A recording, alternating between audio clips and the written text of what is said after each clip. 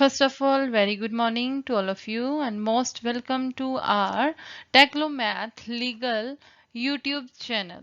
So आज हम जो है resume करेंगे, आगे further continue करेंगे formation of contract जो है उसके अंदर हमने आज क्या पढ़ना है। आज हमने ऑफर के बारे में डिस्कस करना है जिसको हम बोलते हैं प्रपोजल। हमारा जो सेक्शन 2 क्लोज जो है ए है इंडियन कॉन्ट्रैक्ट एक्ट के अंदर। तो इंडियन कॉन्ट्रैक्ट एक्ट के अंदर हमने अभी तक क्या क्या पढ़ा है। हमने इसकी नेचर देखी है कि ये एग्जॉस्टिव है या फिर इलस्ट्रेटिव है। इसका एक्ट नंबर देखा है, एक्ट नंबर 9 है ये 1872 का। उसके बाद हमने क्या पढ़ा था, उसके बाद हमने पढ़ा था date of assent, date of जो है इसकी इन्फोर्समेंट पढ़ी थी। फिर इसके हमने शॉर्ट टाइटल के बारे में डिस्कस जो है किया था। So now let's start with number 1, that is offer, which is a first part of formation of a contract। कि फॉर्म कैसे किया जा सकता है, सबसे पहले ऑफर जो है वो बनाई जाती है। So let's start with it।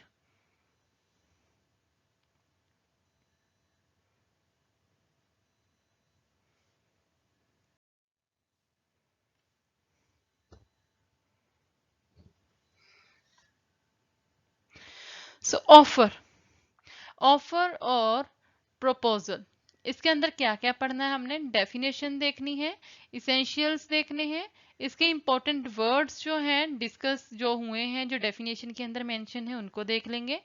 Then जो है हम टाइप्स ऑफ ऑफर जो है डिस्कस करेंगे, एक्सेप्टेंस करेंगे, रेवोकेशन करेंगे। अगर ऑफर की एक्सेप्टेंस होती है तभी वो जो है आगे प्रॉमिस में कन्वर्ट होता है, अदरवाइज अगर रेवोकेशन है तो वहीं पे वो है खत्म हो जाता है सब कुछ। So first of all definition जो कि हमारे एक्ट के अंदर मेंशन है, तो इसको ध्यान से पढ़ना। टू क्लोज ए क्या कह रहा है, कहता when one person signifies, first is person, underline this term person, signifies, signifies को अंडरलाइन कर लीजिए। टू अनदर हिज विलिंगनेस, जो कि इंपॉर्टेंट वर्ड्स हैं ये। नंबर 3 विलिंगनेस टू डू और to abstain from doing anything with a view to obtaining the assent. Assent का meaning मैं ऑलरेडी समझा चुकी हूँ पिछले लेक्चर में। Of that other to such act or abstinence he is said to make a proposal. So यहाँ पे offer का वर्ड यूज नहीं हुआ है, यहाँ पे प्रपोजल यूज हुआ है। इंडियन कॉन्ट्रैक्ट एक्ट के अंदर प्रपोजल ही देखने को मिलेगा, ऑफर वर्ड नहीं मिलेगा। सो प्रपोजल माइंड में याद रखना है, प्रपोजल। सो अब यहाँ पे देखिए क्या क्या है, उसने बोला व्हेन वन पर्सन। अब यहाँ पे पर्सन जो कि पर्सन का पहले तो ये देख लो पर्सन में क्या क्या इंक्लूड होता है इंडियन कॉन्ट्रैक्ट एक्ट के हिसाब से। पर्सन इंक्लूड्स नेचुरल पर्सन और सेकंड टाइप के पर्सन कौन होता है, ज्यूरिस्टिक पर्सन। Juristic person. सो जो नेचुरल पर्सन तो जैसे ह्यूमन बींग होते हैं वो, और ज्यूरिस्टिक पर्सन में कौन से पर्सन आते हैं, जैसे कंपनीज होगी, कंपनी होगी, कॉरपोरेशंस हो गए, तो ये जो होते हैं ऑर्गेनाइजेशंस हो गई, ये सब जो होते हैं ये होते हैं juristic person, not natural person. Juristic person को हम लीगल पर्सन भी कहते हैं और नेचुरल पर्सन जो है वो होते हैं ह्यूमन बींग। अब ये फर्स्ट क्लियर है, पर्सन मीनिंग समझ आ गया होगा। सेकंड देख लेते हैं सिग्निफाई। सिग्निफाई का मीनिंग होता है यहाँ पे, सिग्निफाई का मीनिंग है कम्युनिकेट करना, कम्युनिकेट करना, कम्युनिकेशन करना।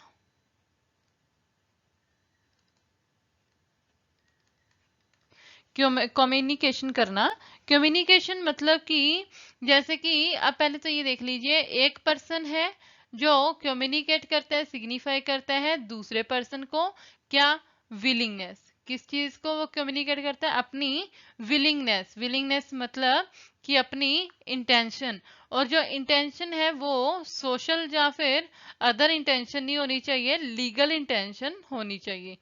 लीगल इंटेंशन किस चीज के regarding? To create a legal relationship.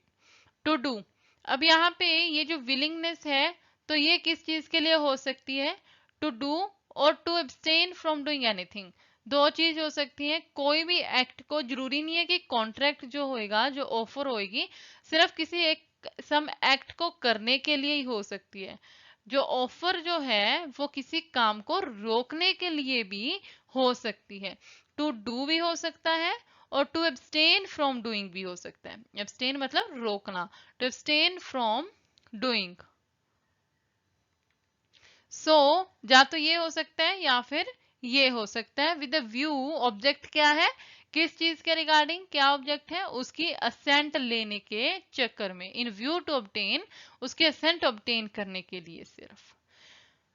और किस चीज के लिए? उस एक्ट को करने के लिए या फिर उस एक्ट को, किसी एक्ट को रोकने के लिए। सो जब ये चीज हो जाती है तो वो हमारी होती है ऑफर, प्रपोजल। सो पेपर में कंफ्यूज नहीं होना है अगर प्रपोजल की जगह ऑफर वर्ड आ जाए। आई होप इसकी जो डेफिनेशन, जो बेयर एक्ट में जो डेफिनेशन है वो समझ आ गई होगी। अब आगे चलते हैं। अब ऑफर की डेफिनेशन होगी। अब देख लेते हैं इसके इसेंशियल्स क्या हैं। ये सारे इसेंशियल्स जो हैं, किसी भी चीज के, किसी भी टॉपिक के इसेंशियल्स जो होते हैं उसके एक्ट, उस प्रोविजन के अंदर में से ही जो है बन जाते हैं। तो उसको प्रोविजन को ध्यान से पढ़ना और जो वर्ड्स उसमें लगते हैं कि क्या क्या रिक्वायरमेंट है उनको अंडरलाइन करके उनके इसेंशियल्स खुद बनाने आने चाहिए। सो चलिए देखते हैं। फर्स्ट क्या है? Two parties. Two parties, two parties कैसे? जैसे कि मैंने पिछले एग्जांपल में भी करवाया है कि टू पार्टीज कैसे होनी चाहिए। एक तो होना चाहिए प्रोमिसर, प्रोमिसर होना चाहिए, और दूसरा होना चाहिए प्रोमिसी। प्रोमिसर कौन है? जो ऑफर करता है, जिसने ऑफर की। और प्रोमिसी कौन है? जिसको ऑफर की गई है, जिसको ऑफर की गई है। प्रोमिसर ऑफर करने वाला, प्रोमिसी ऑफर एक्सेप्ट करने वाला। तो ये दो पार्टीज का होना बहुत जरूरी है। हमने डेफिनेशन में ऑलरेडी पढ़ लिया है। डेफिनेशन ने क्या बोला था कि एक पर्सन जो है सिग्निफाई करता है, किस चीज के लिए? अपनी विलिंगनेस सिग्निफाई करना to another. One person signifies, one person signifies, यही तो थी definition. One person signifies to another क्या? His willingness. यही डेफिनेशन थी। तो इसके अंदर क्या देखा? वन पर्सन, एक पर्सन तो ये हो गया जो सिग्निफाई करता है, फर्स्ट। सेकंड पार्टी कौन सी हुई? टू अनदर, जिसको वो ऑफर जो है दी गई है, जो एक्सेप्ट करेगा, तो वो हमारा हुआ प्रोमिसी। तो एक पर्सन के बिना जो है कॉन्ट्रैक्ट नहीं बन सकता है। ठीक है, एक पर्सन कॉन्ट्रैक्ट फॉर्म नहीं कर सकता। सो फर्स्ट जो इसेंशियल, बेसिक इसेंशियल जो है वो यही है कि there must be two parties. Bilateral act है ये। फर्दर सेकंड इसेंशियल क्या है? सेकंड इसेंशियल है विलिंगनेस। विलिंगनेस मैं ऑलरेडी बता चुकी हूं। विलिंगनेस मतलब इंटेंशन। कैसी इंटेंशन? Legal intention. तो अगर इस चीज के अंदर इंटेंशन नहीं है तो वो कॉन्ट्रैक्ट नहीं बन सकता। इंटेंशन का एग्जिस्ट करना बहुत जरूरी है ऑफर करते टाइम। ऑफर जब करनी है उस टाइम इसेंशियल क्या है कि उस ऑफर के अंदर जो पर्सन ऑफर कर रहा है वो, उसकी जो है इंटेंशन होनी चाहिए, विलिंगली होना चाहिए, वो विलिंगनेस उसकी होनी चाहिए। सो ये है इसेंशियल 2। इसेंशियल 3 क्या है? Willingness shown to other party. Willingness जो है वो दूसरे को शो होनी चाहिए कि इसकी जो है इंटेंशन है। दूसरी पार्टी जो है उसको वो चीज शो भी होनी चाहिए। पर किस चीज के रिगार्डिंग विलिंगनेस की बात हो रही है ये, और मैं एक बार बता भी चुकी हूँ। विलिंगनेस किस चीज के रिगार्डिंग, दो चीज के रिगार्डिंग हो सकती है। एक, टू डू सम एक्ट, या फिर to abstain from doing some act. To abstain from doing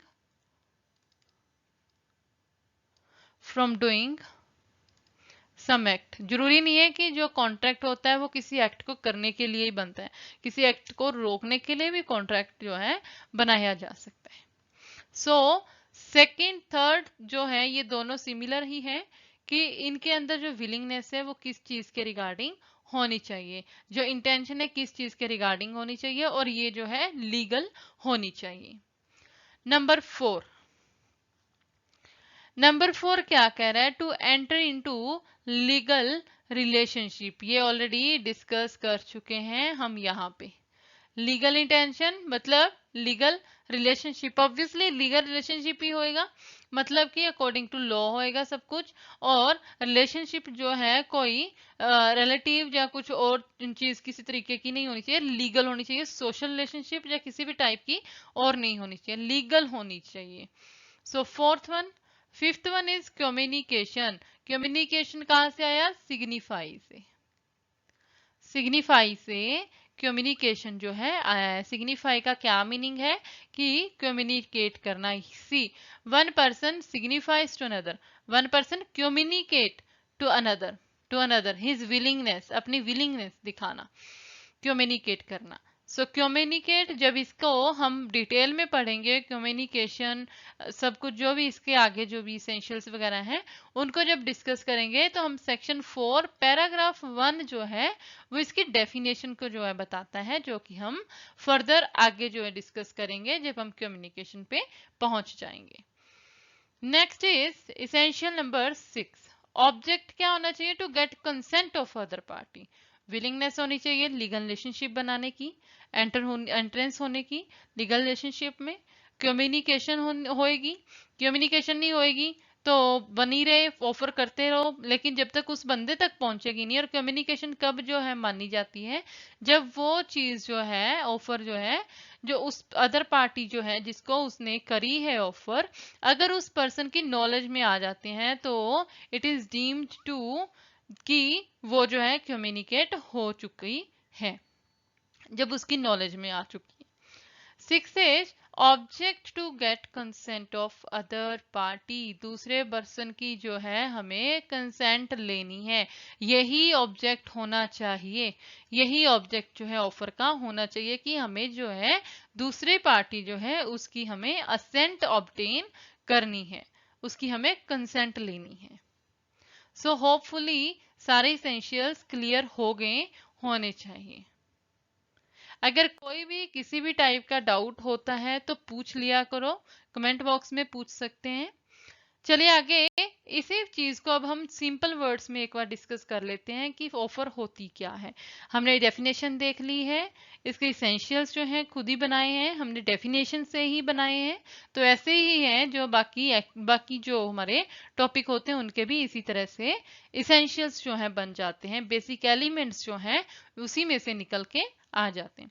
so simple words में ऑफर क्या है, फर्स्ट ऑफ ऑल ऑफर जो है इनिशियल पॉइंट है किस चीज का, एग्रीमेंट का। एग्रीमेंट का इनिशियल पॉइंट क्या है, ऑफर। दूसरी चीज कि जब एग्रीमेंट जो है अराइज तभी होता है अगर एक पार्टी जो है ऑफर करती है दूसरी को, और वो जो दूसरी पार्टी है वो जो है उसको एक्सेप्ट कर लेती है, और उस जो पर्सन ने उस ऑफर को बनाया, उस ऑफर को जो है सर्व किया दूसरे पर्सन को, वो with intention to create legal relationship है। लीगल रिलेशनशिप को क्रिएट करने की नजर से, इंटेंशन से जब वो ऑफर बनाता है तो उसको बोलते हैं कॉन्ट्रैक्ट। तो वो एग्रीमेंट जो है किसकी शेप ले लेता है, कॉन्ट्रैक्ट की। तो वो कॉन्ट्रैक्ट की शेप ले लेता है। तो हमने देखा भी था, जैसे कि सबसे पहले हमने क्या पढ़ा था, पहले लेक्चर में हमने पढ़ा था कि सबसे पहले क्या होता है, ऑफर होती है कॉन्ट्रैक्ट बनाने के लिए। अब जब वो ऑफर एक्सेप्ट हो जाती है तो क्या बन जाता है, प्रॉमिस। और जब वो प्रॉमिस के अंदर कंसीडरेशन आ जाती है तो क्या चीज बन जाती है, वो बन जाता है एग्रीमेंट। और जब ये एग्रीमेंट के अंदर इन्फोर्सिबिलिटी आ जाती है तो क्या बन जाता है, कॉन्ट्रैक्ट। तो ये जो है स्टेप बाय स्टेप इसका प्रोसीजर है कि सबसे पहले क्या करना है, देन उसके बाद क्या करना है, जब एग्रीमेंट बन गया तो उसके अंदर क्या चीज ऐड होएगी जिसकी वजह से वो जो एग्रीमेंट है कॉन्ट्रैक्ट की शेप ले लेगा। सो होपफुली आज का लेक्चर सबको क्लियर है। अगर कोई भी डाउट होता है किसी भी पॉइंट में तो आप पूछ सकते हो कमेंट बॉक्स में। और आप जो है अगर आपको जुडिशरी नोट्स भी चाहिए होते हैं जुडिशरी प्रिपरेशन करने वालों को तो वो हमारी वेबसाइट को विजिट कर सकते हैं www.onlinelawclass.com।